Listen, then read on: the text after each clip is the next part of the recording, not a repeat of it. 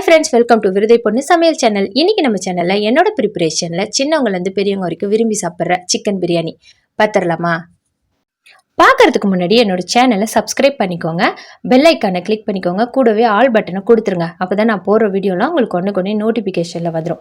என் வீடியோலாம் உங்களுக்கு யூஸ்ஃபுல்லாக இருந்துச்சு அப்படின்னா ஃப்ரெண்ட்ஸ் அண்ட் ஃபேமிலியோட மறக்காமல் ஷேர் பண்ணிக்கோங்க. வாங்க வீடியோக்குள்ளே போயிடலாம். பிரியாணியை பொறுத்த வரைக்கும் நம்ம எத்தனை தடவை செஞ்சாலும் மனசுக்குள்ள ஒரு பயம் எப்படி இருக்கும் தெரியுங்களா? அந்த பயம் எக்ஸாம் ஹாலில் உட்காந்து எக்ஸாம் எழுதின ஒரு ஃபீல் இருக்குங்க. ஆனால் அதையும் தாண்டி பிரியாணி சூப்பராக இருக்குது அப்படின்னு சொல்லிட்டு நம்ம ஹாப்பி ஆகிடுவோம் இல்லைங்களா? அந்த கிரெடிட் உங்களுக்கு வேணும் அப்படின்னா நீங்கள் சூஸ் பண்ணுற அரிசியில் தாங்க இருக்குது. அரிசி பழைய அரிசியாக பார்த்து சூஸ் பண்ணிட்டோம் அப்படின்னா பிரச்சனை இல்லைங்க, நின்று வேகுங்க, பிரியாணி குழையிறதுக்கு சான்ஸே இல்லை. நான் எடுத்திருக்க இந்த அரிசி துளசி அரிசிங்க. இந்த சைடெல்லாம் இந்த அரிசி தான் உதிரி உதிரியாக நல்லா இருக்குங்க பிரியாணி. 1/2 கிலோ அரிசிக்கு 3/4 கிலோ சிக்கன் எடுத்திருக்கேங்க. சிக்கனை நம்ம மேரினேட் பண்ணி வச்சுக்கலாம். அதுக்கு நான் இஞ்சி பூண்டு பேஸ்ட் 1.5 ஸ்பூன் சேர்த்துருக்கேன். தனி மிளகாய் தூள் 1 ஸ்பூன், வீட்டிலே அரைச்ச பிரியாணி மசாலா 1 ஸ்பூன் சேர்த்துருக்கேன். தயிர் 3 ஸ்பூன் சேர்த்துட்டு உப்பு சேர்த்து நம்ம கலக்கி வச்சிடலாம். தட்டு போட்டு மூடி வச்சுருங்க. ஒரு 10 நிமிஷம் ஊறட்டும்.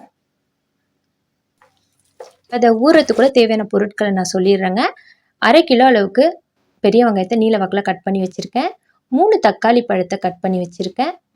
பிரியாணி மசாலா நான் வீட்லேயே ரெடி பண்ணதை எடுத்து வச்சுருக்கேங்க. புதினா மல்லி கழுவி க்ளீன் பண்ணி வச்சுட்டேன். 2 ஏலக்காய், 3 கிராம்பு, ஒரு அன்னாச்சி பூ, 2 இலை, 3 பட்டை எடுத்து வச்சுருக்கேங்க. இப்போ நம்ம அரிசியை ஒரு 10 நிமிஷத்துக்கு முன்னாடியே ஊற வச்சு கழுவி க்ளீன் பண்ணி எடுத்துட்டேன். அதுக்கு தேவையான தண்ணியும் நம்ம அளந்துக்கலாம். இந்த உலக்கால 2.5 டம்ளர் அளவுக்கு எனக்கு அரிசி வந்துச்சுங்க. அதுக்கு நான் 3 உலக்கு தண்ணி எடுத்திருக்கேன்.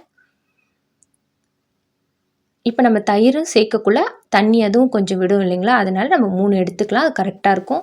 இப்போ நம்ம பிரியாணி சட்டி அடுப்பில் வச்சுட்டு நெய் சேர்த்துட்டு எடுத்திருந்த வெங்காயத்தில் பாதி அளவுக்கு எடுத்து நம்ம இந்த மாதிரி கோல்டு கலராக ஃப்ரை பண்ணி எடுத்துக்கலாம். இந்த அளவுக்கு வந்ததுக்கப்புறம் நம்ம வெங்காயத்தை ஒரு பிளேட்டுக்கு மாற்றிடலாம். இப்போ நம்ம அதே சட்டியில் திருப்பி கொஞ்சம் நெய்யும் எண்ணெயும் சேர்த்துட்டு தாளிப்புக்கு எடுத்து வச்சிருந்த பொருளை சேர்த்துட்டு பாதி வெங்காயத்தை சேர்த்துடலாம். சேர்த்து வதக்கிக்கலாம். இப்போ நல்லா வெங்காயம் வதங்கி வந்துருச்சுங்க. இந்த ஸ்டேஜில் நம்ம இஞ்சி பூண்டு பேஸ்ட்டு சேர்த்து வதக்கிக்கலாம். 3 ஸ்பூன் அளவுக்கு இஞ்சி பூண்டு சேர்த்துருந்தேன். தக்காளியை சேர்த்துக்கலாம். தக்காளி சேர்த்து நல்லா வதக்கி கொடுத்துருங்க. வதங்கி வரக்குள்ளே நம்ம எடுத்து வச்சிருந்த புதினா மல்லியும் சேர்த்து வதக்கிக்கலாம். சேர்த்து வதக்கிட்டு அது நல்லா வதங்கி வரக்குள்ளே நம்ம பிரியாணி மசாலாவை சேர்த்துக்கலாம். 1 ஸ்பூன் அளவுக்கு பிரியாணி மசாலா சேர்த்துருந்தேன். 1 ஸ்பூன் தனி மிளகாய் தூள் சேர்த்துருந்தேன். சேர்த்து நல்லா வதக்கி விட்டுருங்க. 3 ஸ்பூன் அளவுக்கு தயிர் சேர்த்துருக்கேங்க. சேர்த்துட்டு நம்ம எடுத்து வச்சுருந்த வெங்காயத்தை ஃப்ரை பண்ணோம்ல, அந்த வெங்காயத்தை சேர்த்து வதக்கிக்கோங்க. இந்த ஸ்டேஜில் நம்ம சிக்கனை சேர்த்துடலாங்க. அது கூட சிக்கனை சேர்த்துட்டு நல்லா வதக்கி விடுங்க. ஒரு 10 நிமிஷம் வேகட்டும். வெந்ததுக்கப்புறம் நம்ம எடுத்து வச்சுருந்த வெங்காயத்தில் பாதியை சேர்த்து கிளறி கொடுங்க. அரிசியும் கலந்துடலாம். கலந்துட்டு மசாலாவோட ஒட்டி பிடிக்கிற மாதிரி கலந்ததுக்கப்புறம் நம்ம எடுத்து வச்சுருந்த தண்ணியை சேர்த்துடலாங்க. தண்ணியை சேர்த்துட்டு நல்லா வேகட்டுங்க. திறந்தே நல்லா வேக வைங்க. ஒரு 10 நிமிஷம் நல்லா வேகட்டுங்க. வேகக்குள்ளே இந்த மாதிரி அரிசியும் தண்ணியும் ஈவன் ஆகுங்க. இந்த ஸ்டேஜில் நம்ம தம் போட்டுடலாம். நம்ம அரிசியும் தண்ணியும் ஈவன் பண்ணிவிட்டு நம்ம எடுத்து வச்சுருந்த ஆனியனும் 2 ஸ்பூன் நெய்யும் சேர்த்துட்டு தம் போட்டுறேன். அவ்வளோதாங்க. 10 நிமிஷம் கழித்து திறந்து பார்த்தா எப்படி உதிரி உதிரியாக பிரியாணி அட்டகாசமாக இருக்குங்க.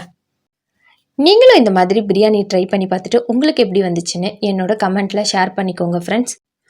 நான் வீட்டில் அரைக்கிற அந்த பிரியாணி மசாலாவை அடுத்த வீடியோவில் உங்களுக்கு கண்டிப்பாக சொல்கிறேன். ஓகே ஃப்ரெண்ட்ஸ், தேங்க்யூ ஃபார் வாட்சிங். Support my சேனலுங்க.